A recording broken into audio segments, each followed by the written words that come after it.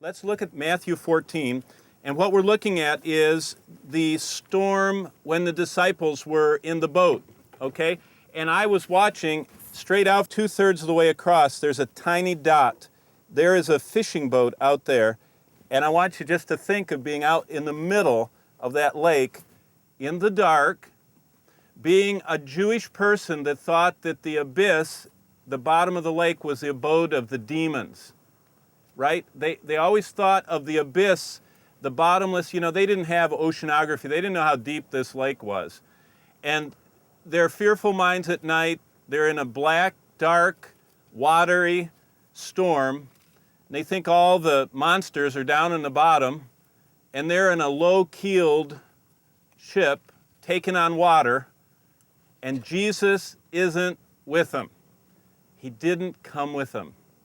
And that's what we're reading about. So I want to emphasize, you're going to be in a situation like that, either in a hospital or in a car accident or in a far-off land where you're off in an awful place and it seems so dark, and you're going to think, Jesus isn't with me. And he was trying to teach them a lesson, that he's always with them, even when they don't see him. See, that's what you'll learn up here if you just think about it long enough. He set them up. This whole thing you're reading, Jesus set them up for this. He knew the storm was coming. He sends them out alone. He comes up here to watch them, and to watch them struggle and get scared out of their minds. And then he comes to them right when they need him. What a wonderful sight. Immediately, Jesus made the disciples get into the boat and go on ahead of him to the other side, while he dismissed the crowd. After he had dismissed them, he went up on a mountainside by himself to pray. When evening came, he was there alone. But the boat was already a considerable distance from land, buffeted by the waves, because the wind was against it. During the fourth watch of the night, Jesus went out to them, walking on the lake. When the disciples saw him walking on the lake, they were terrified. "It's a ghost," they said, and cried out in fear. But Jesus immediately said to them, "Take courage! It is I! Don't be afraid!" "Lord, if it's you," Peter replied, "tell me to come to you on the water." "Come," he said. Then Peter got down out of the boat, walked on the water, and came toward Jesus. But when he saw the wind, he was afraid, and beginning to sink, cried out, "Lord, save me!" Immediately Jesus reached out his hand and caught him. "You of little faith, why did you doubt?" he said.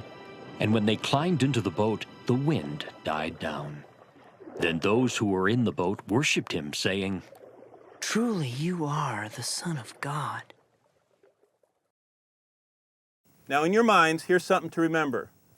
2/3 of all of Christ's recorded miracles, 66% of all of Christ's recorded miracles occur right here, in this little area that you're looking at, in this region of Galilee here. 2/3. This was really the center of everything. So they finished the feeding of the 5,000 right there at the corner. And Jesus says, get in the boat and go to the other side. Okay, next verse. After he had dismissed them, he went up on a mountainside by himself to pray. When evening came, he was there alone. Evening, 6 to 9 p.m. So he puts them on the boat sometime before 6 o'clock because they had these watches, and the first watch of the evening, watches were 3 hours long. There was the first watch, the second watch, the third watch, the final watch that went from 6 p.m. to 6 a.m. This was the first watch of the evening. That helps you when you're hearing the third watch, the second watch, the whatever watch. 6 to 9 p.m. So do you see how beautiful the details are of this? Jesus had just done the biggest thing. The disciples were amazed out of their minds. 12 baskets of fragments left after 30,000 probably people ate from one kid's lunch. Remember the big deal? They had just seen the power of God to make them almost awestruck. And they're kind of just, it's like what always happens. You experience a big high spiritually, and you're kind of floating along, and Jesus says, get in the boat, and boy, they're so excited, and they're just thinking of what it means. They'll never have to work again. There's endless food with Jesus, you know? I mean, can you imagine the wheels were turning in their mind? I mean, maybe it would work with their wallets. You know what I mean? Every time you stuck your hand in, money would come out. I mean, I don't know what they were thinking, but they were thinking big stuff when they get on the boat right there, and all they're doing is just going to the other side. They didn't think they needed him. And so they get in the boat at 6 o'clock or before 6, and they start across. But the boat was already a considerable distance from land, buffeted by the waves, because the wind was against it. Now they get out a considerable distance. Somehow they got out there in the middle of the lake, and it says that it was tossed by the waves. The Greek word is basanadzo, which means to be tormented. Maybe think of a hot tub with all the jets going, you know. All of a sudden, the whole lake out there became like a jacuzzi. The waters are tormented. Now, it appears that this was an attempt, because Satan several times tried to get the Lord. Maybe he was trying to sink the disciples. You know, he might have thought he can close this thing down in one. Can you imagine? You sink the boat, you got them all, it's over. But this was an unnatural. These guys were used to the lake, right? Think about it. They made their living out here. They were in a storm like they had never seen. It was tormented. See, Matthew wrote this. He's the tax collector. He's very precise. He says, basanadzo. The waters were tormented. So they were in a super storm, and they're out in the middle. Okay, verse 25. During the fourth watch of the night, Jesus went out to them, walking on the lake. Okay, first watch was from 6 to what? Second watch. Third watch, 12 to 3. What's the fourth watch? 3 to 6. How long we've been out there? They've been out there 9 or 10 or 11 hours in a jacuzzi, thinking they're going to, you know what I mean? You have a little turbulence on the airplane, and we all put on our seatbelts. Can you imagine 11 hours of paddling your heart out and getting nowhere and bailing water out? Do you know what they were thinking? Why didn't he come with us? Why are we all alone? Why did he send us? I wish I hadn't even come. I'm so sick. They were out. They thought they were dying, and Jesus sent them. Okay, next verse. When the disciples saw him walking on the lake, they were terrified. It's a ghost, they said, and cried out in fear. The word cried in Greek is the word for scream. So this isn't, oh my, who is that? They were already distraught by the storm, thinking they were dying, and here comes a ghost. You know what I mean? Kind of adding insult to injury. They scream, okay. In verse 27. But Jesus immediately said to them, Take courage. It is I. Don't be afraid. And that don't be afraid is an imperative, literally, in the order of the Greek words. Stop fearing. What's the most repeated negative prohibition in the Bible? Fear not. What is the most normal human reaction to everything that happens in life? Yep, and fear meditated on leads to what we call anxiety. Anxiety is meditating on our fears. I'm not going to have enough money to retire. I will not have enough money for my medical payments. I am not going to have enough money for my education. I am not going to get a good job after I get my education. I will never find a husband or a wife. I mean, just think of all of your fears and meditate on them, and you become what? Anxious.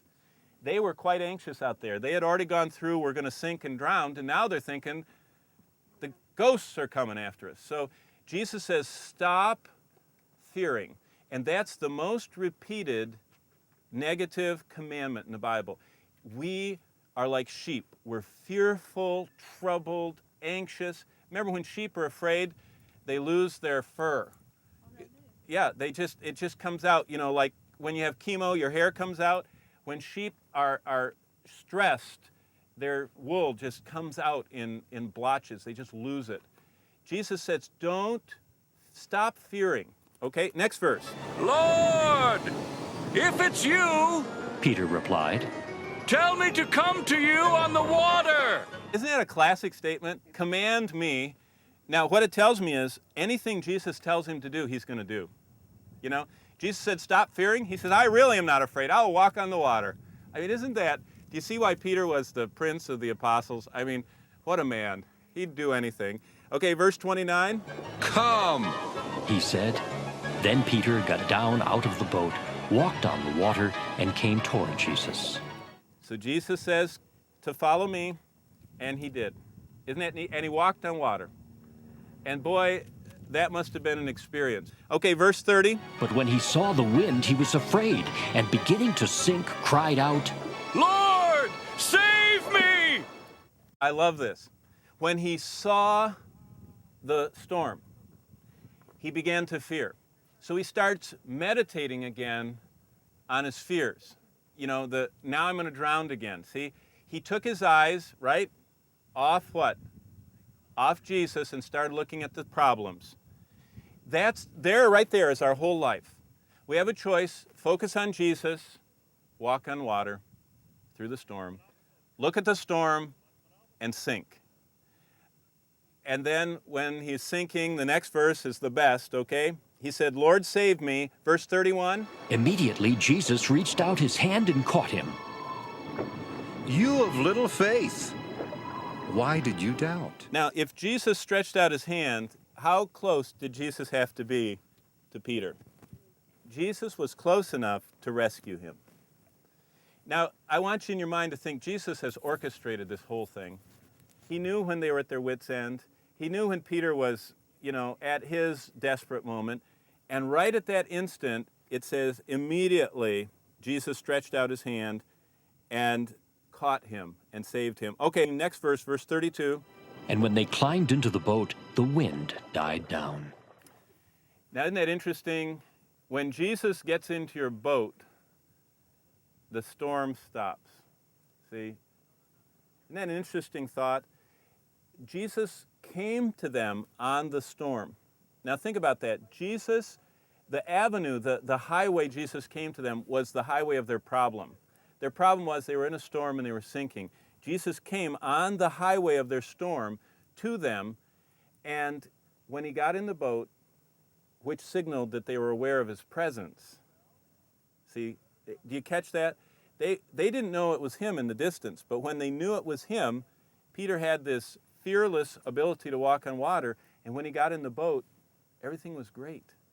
And the last verse says, verse 33, here's the response the Lord wants from us. Then those who were in the boat worshipped him, saying, Truly you are the Son of God.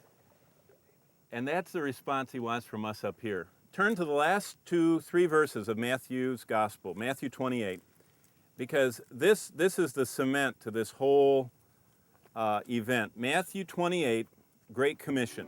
Then the 11 disciples went to Galilee, to the mountain where Jesus had told them to go. The mountain. I wrote in my Bible, Arbel, because I'm a very concrete person. I have a mind that sees pictures, and I see pictures. I see Jesus standing here with as many as 200 fishing boats out there. There were harbors all the way around here, so that was just filled with boats. And Jesus said, I want to meet you on that mountain, okay? Verse 17. When they saw him, they worshipped him, but some doubted. So nothing's changed. They're the same guys, ordinary people, worshiping and still doubting. Remember what we talked about yesterday about Elijah? He's the same way. He's a subject to like passions.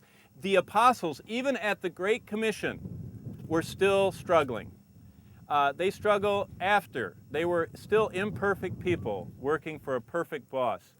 But they worshiped him, but they still doubted. Okay, verse 18.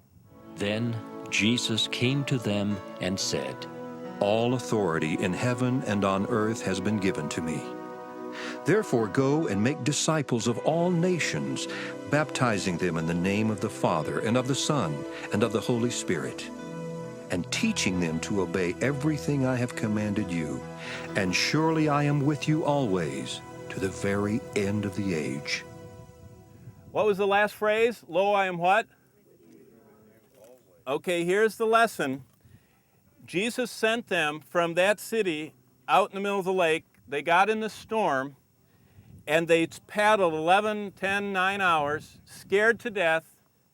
Jesus was up here. It says, if you read all the gospel accounts, he was watching them. That's what Luke and John emphasize, that Jesus was watching them through their storm. In the dark, he was watching them. He knew. Remember it says, no temptation takes you but such as is common, but God is faithful. Jesus knew how far to go before they'd snap, before they'd give up, before it was too much. He was watching them, and when they got to their limit, he walks out to them, right out on the water. And they're scared to death until they know it's him. And as soon as they know it's him, all the problems cease. Now Jesus ends his earthly ministry in the gospel accounts right here. And he tells them, I want you to spend the rest of your life going for me. But as you go, I want you to never forget one thing.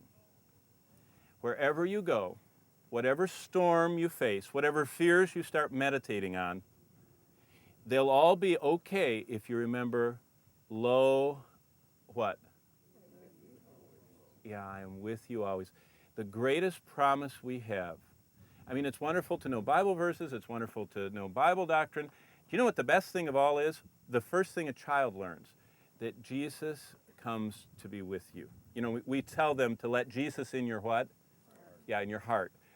We're not, there's not a little door, and, he gets to be with us. What's the promise of Christmas? His name should be called Emmanuel, which being interpreted is God. I mean, that's how he started this whole thing. He said, I want you to know that I am with you. And what's neat is the Holy Spirit, when the Holy Spirit came on the apostles, they became aware from that point on of the presence of the Lord. And the more we're aware of his presence, we're just like the apostles. We are fearless. We're bold. But when we look at the storms of life instead of at the one who's with us, we start sinking again. Okay? Let's take a moment, and I want you to cement this in your mind. And I want you to say, Lord, I know you're with me. And remember this spot. A lot of times what happens is we have all this, and everybody jumps up and runs and starts getting rocks. You should get the diamond. There's a diamond sitting right next to you right now. And that is, Jesus said, I am with you in your storms. And just get that in your mind, and maybe take a couple minutes to bow your head and pray, and get this deep into your heart before we move on. Live and pleads for me. My name is graven on his hands. Probably Mount Arbel was one of our most important places, just from the fact of, from the New Testament, being able to see all the places where Jesus walked and where he taught. To visit the Holy Land and to walk in the places where Jesus walked is an unforgettable, life-changing experience. Seeing places written about in the Bible changes the way that you read the Bible.